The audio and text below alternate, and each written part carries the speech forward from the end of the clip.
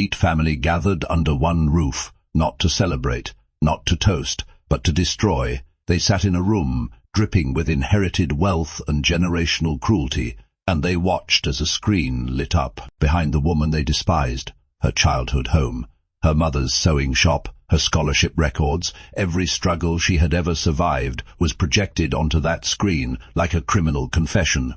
And they laughed. They actually laughed, because in their eyes she was nothing, a nobody from nowhere who had dared to love the wrong man. But what they didn't know, what none of them could have possibly imagined, is that the woman they were humiliating had quietly built the single most profitable division their company had ever seen, and the billionaire CEO they trusted to protect their legacy. He wasn't just going to defend her, he was about to hand her the keys to the entire global empire and watch their world collapse. Now, let me ask you something. Have you ever walked into a room and felt every single eye measuring you, not admiring you, not welcoming you, measuring you, deciding in the space of a heartbeat that you don't belong, that you are not enough, that nothing you have ever done or ever will do could possibly earn you a seat at their table? If you have, then you already know how this feels, and if you haven't, stay with me, because this story is going to change how you see love, legacy, and what it truly means to be worthy. If you believe that real power is earned and not inherited, hit that subscribe button right now and stay until the very end, because I promise you, this one is going to hit different. Let's go back to the beginning. Long before the chandeliers and the billion-dollar boardrooms, long before her name appeared on documents that would shake the foundations of a dynasty, there was a girl in Mombasa. Zara Kimathi grew up in a two-room apartment above her mother's sewing shop on a narrow, sun-drenched street near the old port. The building was modest, cracked plaster walls painted in pale blue, corrugated tin awning that rattled every time the coastal wind picked up, bolts of fabric stacked against every surface, bright African prints alongside muted European linens that wealthy clients ordered for special occasions. Her mother, Margaret, was a seamstress, not the kind who worked in a high-end atelier with assistants and espresso machines, the kind who bent over a single sewing machine for 14 hours a day, stitching wedding dresses and school uniforms and curtains for hotels that never once invited her through the front door. Margaret's hands were always moving, pinning, cutting, stitching. Even at dinner, her fingers would tap against the table in the rhythm of the needle, as though her body had forgotten how to be still. Zara learned to read before she started school, not from picture books or nursery rhymes, from invoices, from supplier contracts written in English that her mother couldn't fully understand. By the time she was 11 years old, Zara was translating purchase orders, negotiating fabric prices with distributors twice her age, and keeping a handwritten ledger of every shilling that came in, went out of that tiny shop. She didn't know it then, but she was already becoming the strategist who would one day command an empire. There was a moment from her childhood that Zara carried with her everywhere. She must have been 12, maybe 13. A wealthy client, the wife of a local politician, had come to pick up a custom dress Margaret had spent 3 weeks perfecting. The woman examined the dress, ran her fingers along the stitching, and then, without a trace of shame, told Margaret the work was mediocre, demanded a discount. Zara watched from behind the curtain that separated the shop from their living space. She watched her mother's jaw tighten, watched her hands go still for the first time all day. She waited for Margaret to fight back, to raise her voice, to tell this woman that she had poured 70 hours of her life into a dress that was flawless. But Margaret didn't fight. She calmly adjusted the price, wrapped the dress in tissue paper, handed it over with a grace that made the client uncomfortable, because grace in the face of cruelty is its own kind of power. After the woman left, Zara came out from behind the curtain, trembling with anger. "Why didn't you say something?" she demanded. Margaret looked at her daughter, and in a voice that was quiet but carried the weight of a lifetime of choosing dignity over destruction, she said something Zara would never forget. "People who need to make you feel small are already smaller than you." Never forget that. Zara didn't forget. She carried those words across an ocean. When she left Mombasa at 18 on a partial scholarship to a university in London, she carried one suitcase, a phone number she couldn't afford to call often, and her mother's voice in her ET, like a compass. London was a different kind of challenge. The scholarship covered tuition but almost nothing else. Zara worked 3 jobs from the day she arrived, mornings tutoring undergraduate students, in mathematics afternoons, doing freelance data analysis for a small consulting firm that paid her half what they paid everyone else, nights working the front desk at a boutique hotel in Kensington, where she smiled at guests who looked through her as though she were furniture. She slept 4 hours a night, sometimes 3. She ate rice and lentils 5 days a week because protein was a luxury. She studied on the underground during her commute, highlighter in one hand, colete, coffee in the other, and she graduated near the top of her class in international business and strategic development, not near the top of her cohort, near the top of the entire university. No one threw her a party, no one offered her a corner office. Her first 20 job applications were rejected. One rejection letter from a firm she had dreamed of joining since her second year included a single line of feedback that burned itself into her memory. "Unfortunately, you do not fit the company profile we are looking for at this time." She didn't fit their profile. She read that line 6 times.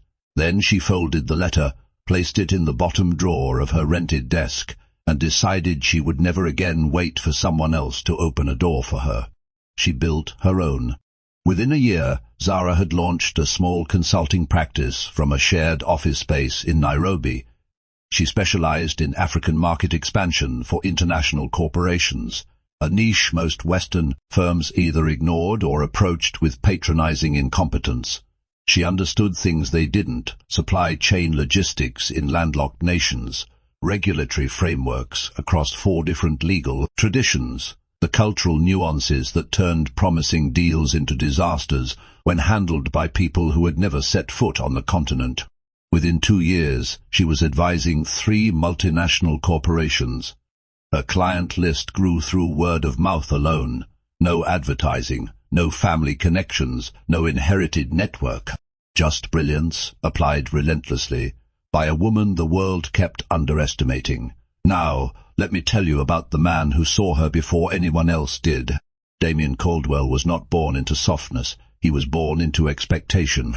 The Caldwell family had built their empire over 140 years. Shipping, energy, finance, real estate. Their name appeared on buildings in 7 countries, on board rosters across 3 continents, and in the kind of old money directories that most people didn't even know existed. Damien's father, William Caldwell, had been the patriarch, a towering stoic man who ran the company with precision and controlled his family with silence. He never raised his voice, never needed to. His disapproved board appointed him CEO the following week, not because they believed in him, because the charter required a Caldwell at the helm, and Damien was the only one qualified enough to not sink the ship. L was a weather system. You could feel it enter a room before he said a word.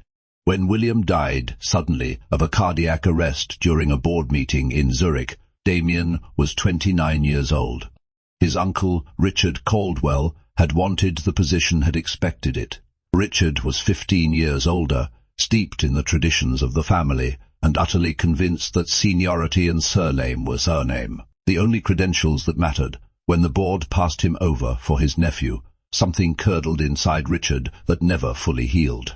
And then there was Genevieve, Damien's mother, a woman who had married into the Caldwell name at 22 and spent the next 3 decades becoming more Caldwell than any of them. She understood power not as something you wielded, but as something you protected, fiercely, ruthlessly, without sentiment. Genevieve loved her son, in her own way, deeply, but her love was inseparable from her vision of what he should be, who he should stand beside, and what the Caldwell legacy demanded of him. Genevieve, love was not a feeling, it was a strategy. Damien modernized the company in ways his father never would have attempted. He tripled their digital infrastructure, he restructured the board to include independent directors. He pushed aggressively into emerging markets that the old guard considered beneath them. And it was that push, that restless hunger for the next frontier, that brought him to Nairobi.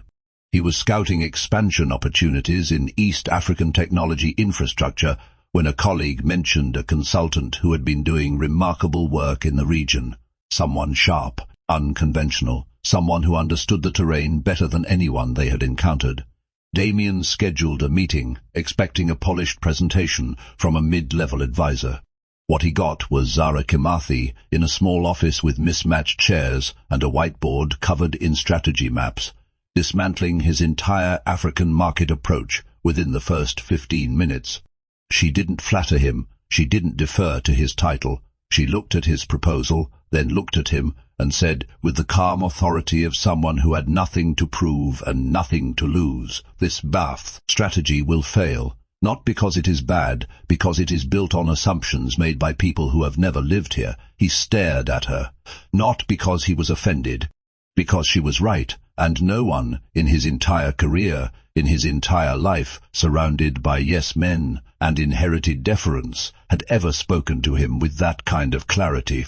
Their professional relationship began that afternoon. Damien hired Zara under a private contract outside the family's visibility to architect what would become the most ambitious expansion in Caldwell history. She would design the strategy, build the partnerships, navigate the regulatory landscape, and she would do it quietly, without the weight of the Caldwell name or the scrutiny. Attracted over the months that followed, something shifted between them, slowly at first, then all at once.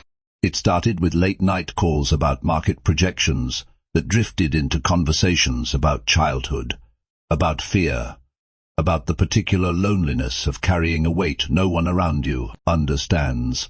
Damien told her about the night his father died, how he sat in the hospital corridor for 3 hours before anyone from the family arrived, because they were all on the phone with lawyers making sure the succession plan was in order before the body was cold. He told her he had never once heard his father say he was proud of him.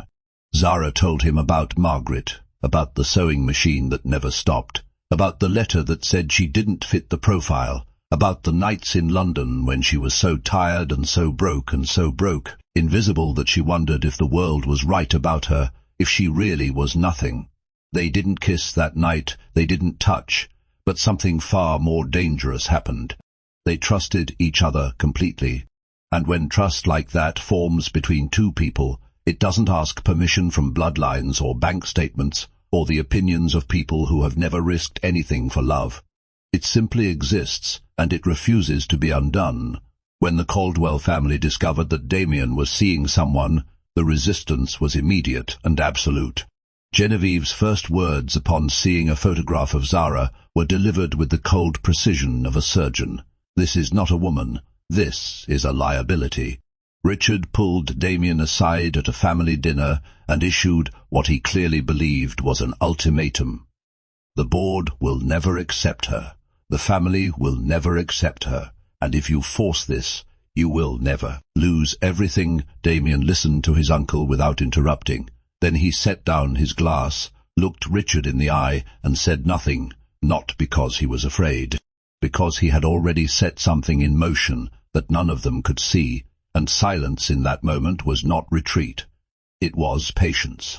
The Caldwell Annual Summit was held every October at the family estate in the English countryside.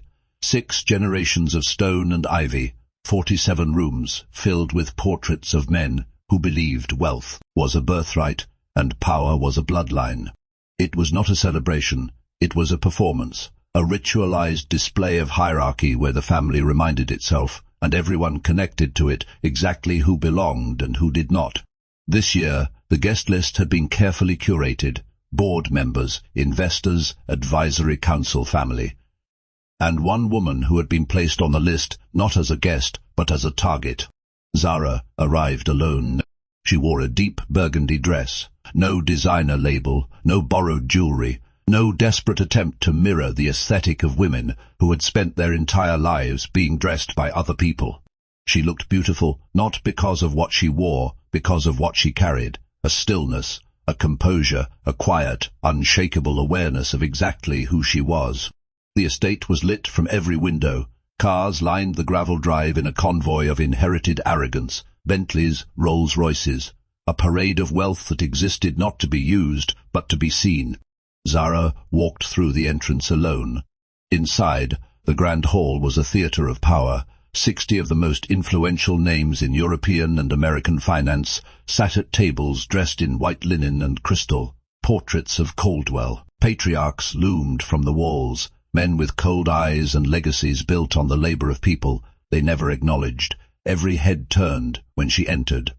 Not in admiration, in calculation. She could feel the measurements being taken, the cost of her shoes, the absence of a family crest, the quiet defiance in her posture that refused to apologize for existing. She was seated at the far end of the family table, a deliberate placement, close enough to be observed, far enough to feel the chill of exclusion. Before the formal proceedings began, Zara navigated the pre-dinner cocktail hour with the precision of someone crossing a minefield. Damien's cousin, Victoria Caldwell, approached first. Victoria was 26, sharp-featured, draped in couture, and armed with the kind of casual cruelty that comes from never having been told no. She looked Zara up and down with a smile that never reached her eyes, and said, "It is so brave of you to wear something so simple." "I admire the confidence." Zara held her gaze. "Thank you, simplicity is underrated. It tends to make the complicated things stand out more clearly." Victoria's smile flickered. She moved on. An investor's wife cornered Zara near the bar. "Where do you summer?" she asked. The question loaded with every assumption money could buy. Zara smiled. "I don't summer, I work." The woman blinked, clearly unsure whether she had been insulted or simply encountered something outside her vocabulary. Between encounters, Zara stepped into a quiet hallway. She closed her eyes, placed one hand against the cool stone wall, and in the silence she heard her mother's voice, not a memory, a presence. "People who need to make you feel small are already smaller than you." She opened her eyes, straightened her spine, and walked back into the room. Across the hall, Damien sat at the head of the family table. His jaw was tight.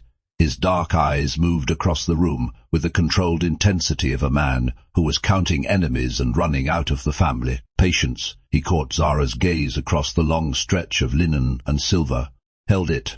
Something passed between them. A conversation without words, built on years of trust and a love that no one in this room had bothered to understand. His look said, "I am here."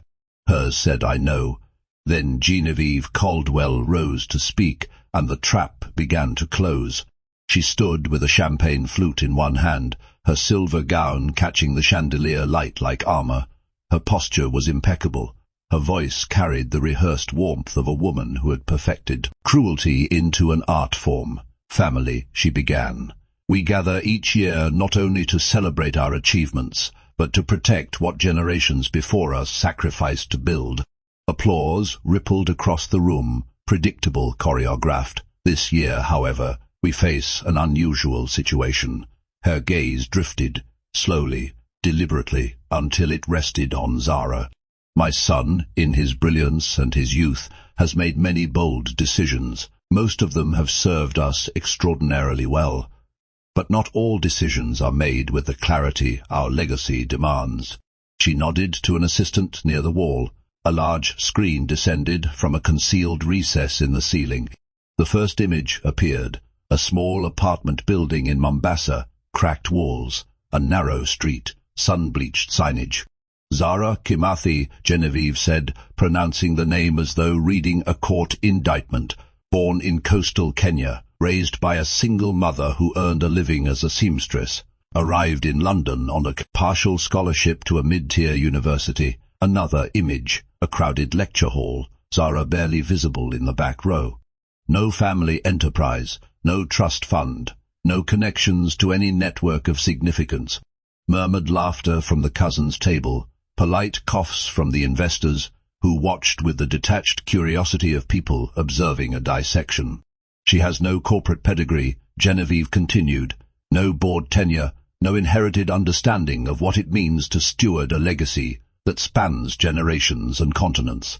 The final image appeared, A paparazzi shot of Zara and Damien at a cafe in London.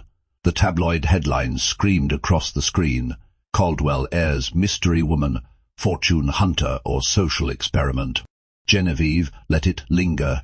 "We do not say this to be cruel," she said, her voice soaked in manufactured sympathy. "We say this because love, however sincere, can be blinding, and our duty, our sacred duty, is to ensure this family's future remains in capable hands." She raised her glass. To clarity, half the room drank. Zara did not move. She did not cry. She did not flinch. She did not rise from her chair to flee or to fight. She sat with her hands folded in her lap, her breathing steady, her face giving nothing to the room full of people who wanted to see her break. But she was not empty inside. She was burning, not with shame, with the quiet, controlled fire of a woman who had been underestimated her entire life and had learned that silence, in the hands of someone strong enough to wield it, is the most devastating weapon there is. She looked at Damien. One look, that was all it took. And something behind his eyes shifted. Something volcanic, something that had been held under pressure for months, maybe years, waiting for this exact moment to be released. Genevieve's slideshow vanished. In its place appeared a clean, professional presentation, bearing the Caldwell Enterprises logo and a single classification stamp in red, Level 1 Confidential. The first slide read Project Meridian, Strategic Global Initiative. Confused glances spread across every table.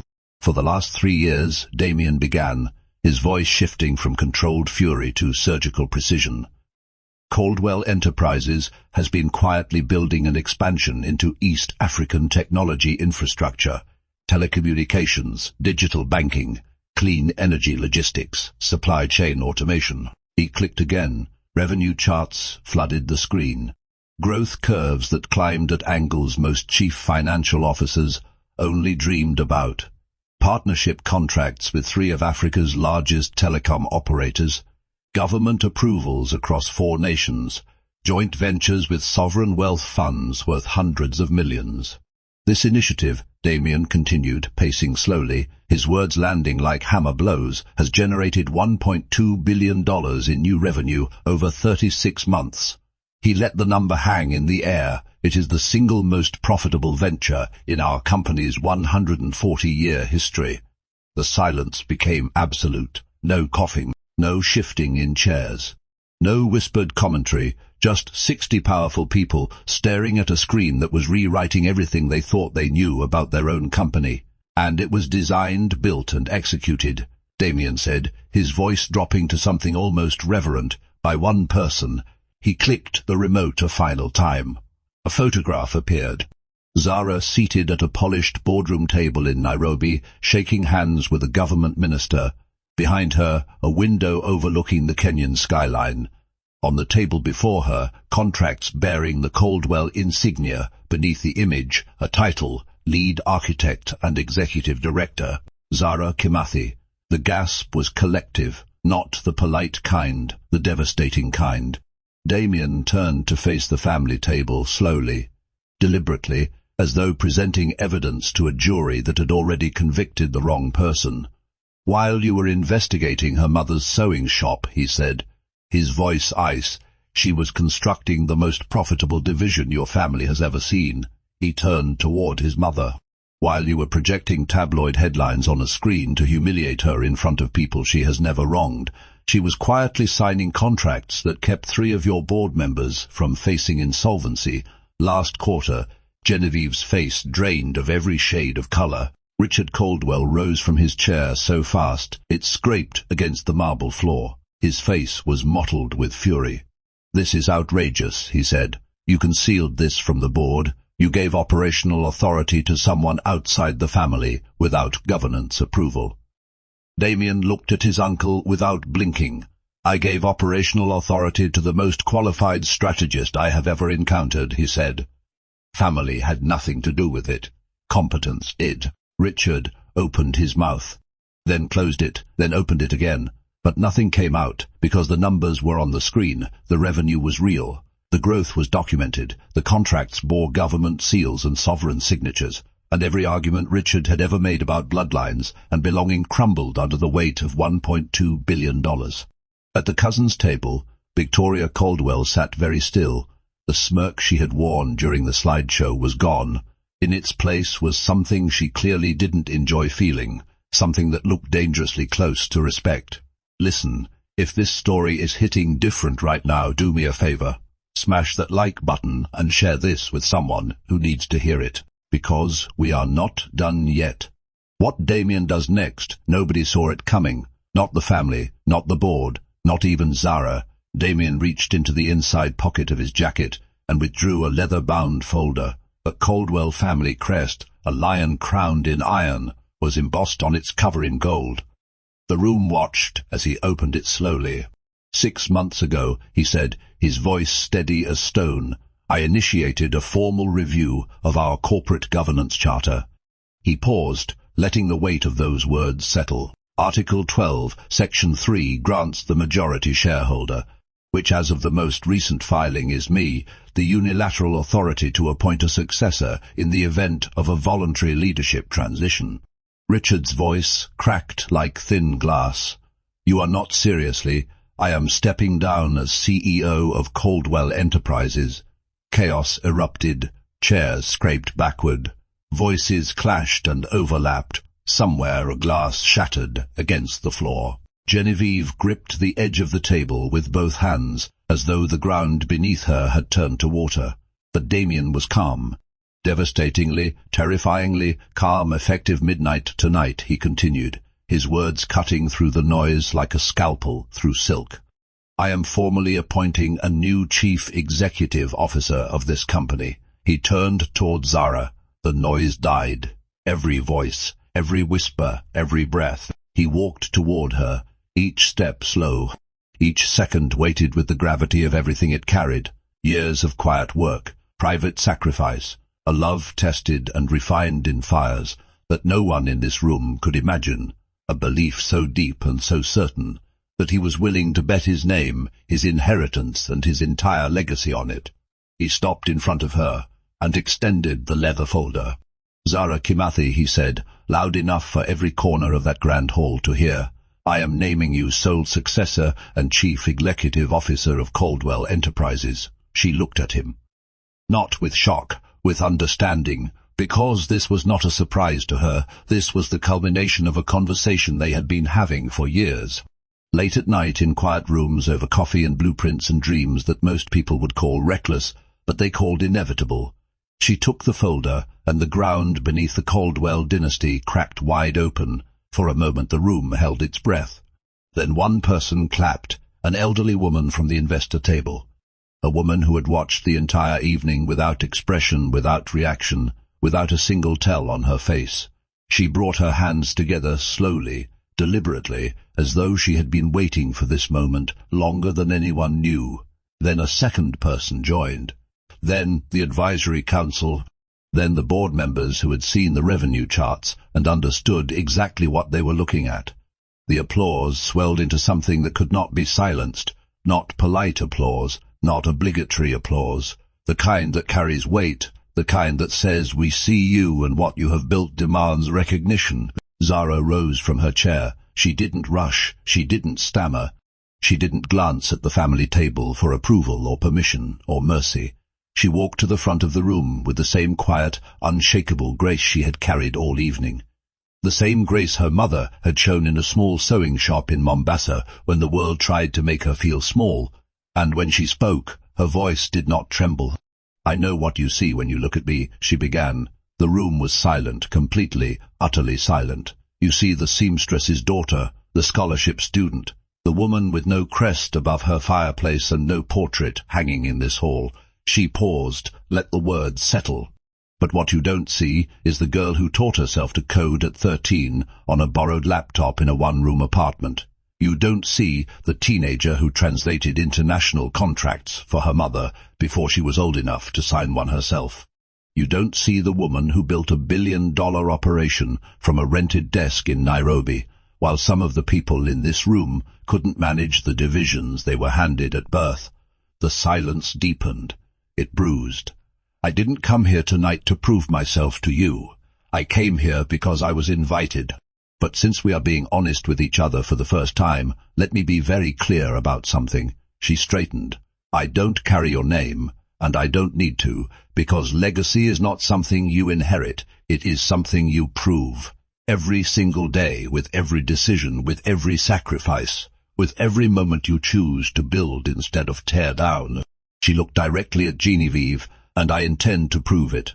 No one laughed, no one whispered, no one dared, because the woman they had tried to erase had just rewritten the future of the empire with nothing but her voice and the undeniable truth of what she had accomplished. The evening dissolved into controlled chaos after that. Lawyers were summoned.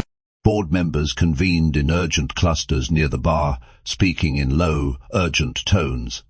Phones buzzed with encrypted messages from shareholders who had already caught wind of the seismic shift that had just occurred inside the walls of the Caldwell estate. But at the family table, the chaos was different.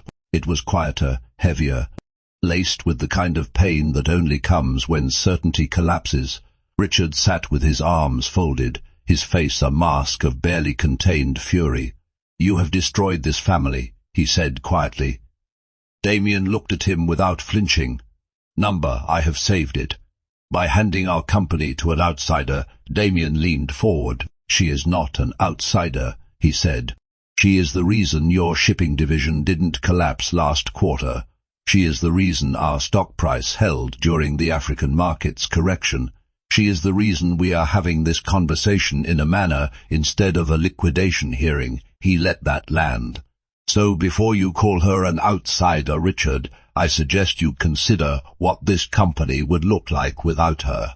Because I have seen those projections, and I promise you, you would not enjoy them." Richard opened his mouth, then closed it. He looked at the table, at his hands, at the portrait of his brother hanging on the far wall, and for the first time in a very long time he had nothing to say. Genevieve had not spoken since the announcement. She sat perfectly still, her champagne untouched, her posture impeccable even in collapse, her eyes fixed on some distant point beyond the candlelight, as though she were watching something only she could see. The architecture of her assumptions crumbling in slow motion. Finally, barely above a whisper, she spoke. "You love her that much?" Damien looked at his mother, truly looked at her, not past her, not through the armor she wore, at her. "I love her enough to trust her with everything I have," he said. "The question, Mother, is whether you love me enough to accept that." Genevieve's lip trembled. She didn't answer, but she didn't leave either, and in that fragile, wordless stillness something old and brittle inside her began, very slowly, to crack open. Not into destruction, into the terrifying, unfamiliar possibility that she might have been wrong about Zara, about legacy, about what love is supposed to look like when it refuses to fit inside the frame you built for it. As the room cleared, and the guests filtered toward their cars, Victoria Caldwell did something no one expected. She approached Zara, not loudly, not publicly. In a quiet corner near the garden doors, where no one was watching and no performance was required. She didn't apologize, it was too early for that. The habits of a lifetime don't dissolve in a single evening.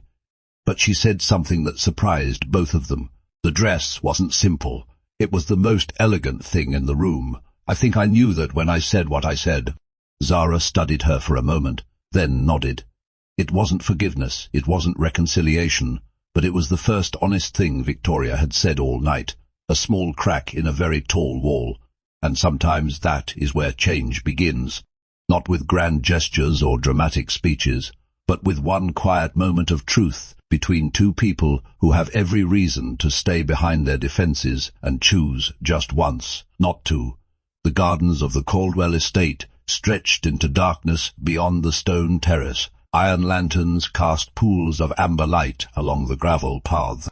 The old oaks that lined the garden walk swayed gently in a wind that carried the scent of rain and earth, and something that felt like the end of one season and the beginning of another. Zara stood at the stone balustrade, looking out over grounds that had belonged to strangers for centuries. The leather folder was still in her hands. She had not let go of it since Damien placed it in her palms. She heard his footsteps on the gravel before she saw him.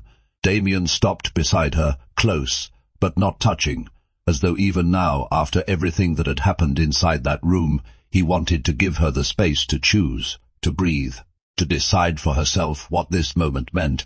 "You could have warned me about the slideshow," she said. He exhaled something between a laugh and a sigh. "I didn't know about the slideshow. Liar, I suspected. I didn't know the specifics." She turned to face him. In the moonlight, he could see the tension she had been carrying all evening, a weight of dignity held under fire, the invisible bruises left by words designed to wound. "And if I had broken," she asked, "if I had cried in front of every last one of them?" He looked at her with an expression so open, so unguarded, so entirely without pretense that it almost hurt to witness. "Then I would have burned that room to the ground," he said. "That is not a plan, Damien." It wasn't a plan. It was a promise. The wind picked up. The old oaks rustled. She shivered, and it wasn't from the cold. It was from the sheer weight of everything that had shifted in the span of 2 hours. Her life, her title, her place in a world that had spent her entire existence telling her she didn't belong. "I didn't ask for this," she said, her voice dropping low. "The company, the title, the war with your family, I didn't ask for any of it. I know. Then why?" He turned fully toward her. His hands found hers in the dark. His thumbs traced the ridges of her knuckles, and she felt the steadiness of him. Not the boardroom steadiness, not the CEO composure, the real thing. The quiet certainty of a man who had thought about this moment 1,000 times and never once wavered. "Because I have spent my entire life surrounded by people who were handed power and wasted it," he said. "People who mistook inheritance for merit and legacy for competence. People who sat in chairs they didn't earn and judged anyone who dared to reach for one." Paused. "And then I met you. Someone who had nothing given to her, not a single advantage, not a single shortcut, not a single person in her corner, and you built something extraordinary, not with permission, not with connections, with nothing but your mind and your will and a refusal to accept the limitations the world tried to place on you." His voice softened. "You don't need me to give you power, Zara. You already have it. You have always had it. All I did tonight was make sure the rest of the world finally sees what I have always seen." Her eyes glistened. The moonlight caught the tears she had been holding all evening. Not tears of pain, tears of being seen fully, completely, by someone who understood what that costs when you have spent your whole life being invisible. "And what is that?" she whispered. "What have you always seen?" He leaned in, rested his forehead gently against hers. And in the small, sacred space between them, with the wind moving through the garden, and the lights of the estate glowing behind them, like a kingdom neither of them had asked for, but both of them were ready to lead, he said the truest thing he had ever spoken. Someone who was never meant to stand in anyone's shadow. She closed her eyes, felt his breath warm against her skin, felt the weight of the folder in her hands and the weight of everything it meant. "Not even yours," she whispered. He kissed her. Gently, reverently, a kiss that tasted of risk and devotion and the terrifying, exhilarating clarity of choosing someone completely, not because they are perfect, not because they are safe, but because they are true. "Especially not mine," he murmured against her lips. And there, in the garden of a dynasty that had tried to destroy her, Zara Kimathi let herself be loved, not rescued, not protected, not saved, loved, by a man who understood that the greatest act of love is not shielding someone from the world. It is standing beside them and saying to every force that would diminish them, "You have no idea who she is, but you are about to find out." Dawn broke over the Caldwell estate in slow washes of amber and rose. The guests had departed. The grand hall was empty. The screen that had once displayed a woman's poverty as evidence of her unworthiness had been folded away. But the images it carried had already been replaced by something far more powerful. Headlines: Caldwell Enterprises names surprise CEO, Zara Kimathi to lead global operations, the architect behind Project Meridian, how a Kenyan innovator built a $1 billion division in secret. Damien Caldwell steps down, names partner as successor in unprecedented transfer of power. By noon, Caldwell stock had climbed 4.7%. The market had spoken, and it agreed with him. Zara sat in Damien's private study, morning light falling in long golden bars across the mahogany desk. The leather folder was open before her. Its pages were marked with clauses and seals and the quiet architecture of a new era. A pen rested between her fingers. The final signature line waited.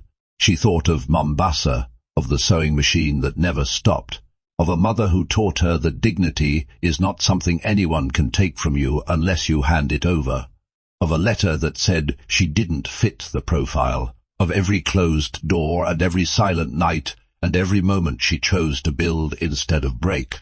She didn't hesitate. She signed, not as his girlfriend, not as his project, not as the woman the family tried to discard like a footnote in their gilded history. She signed as the chief executive officer of one of the most powerful companies on earth, because she had earned it. Every late hour, every sacrifice no one witnessed.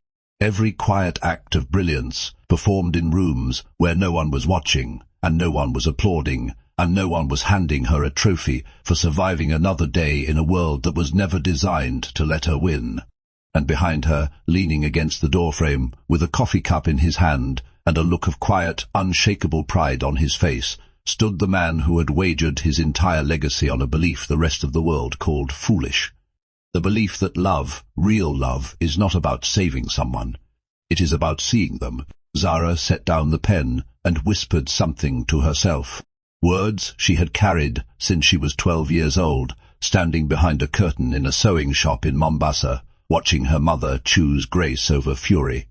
People who need to make you feel small are already smaller than you, she smiled, and the seamstress's daughter picked up the keys to the empire. They called her unworthy. They projected her poverty on a screen and called it evidence. They wielded heritage like a weapon and bloodline like a barrier. They gathered in a room full of crystal and cruelty and tried to convince her that she was nothing. But she did not break. She did not beg. She stood in the fire and let it forge her into something none of them could ever become. And when the smoke cleared, the woman they tried to erase was sitting in the chair they thought belonged to them, not because she married into power, because she was power. And the man who loved her, he didn't save her, he didn't rescue her. He didn't carry her across some finish line she couldn't reach on her own.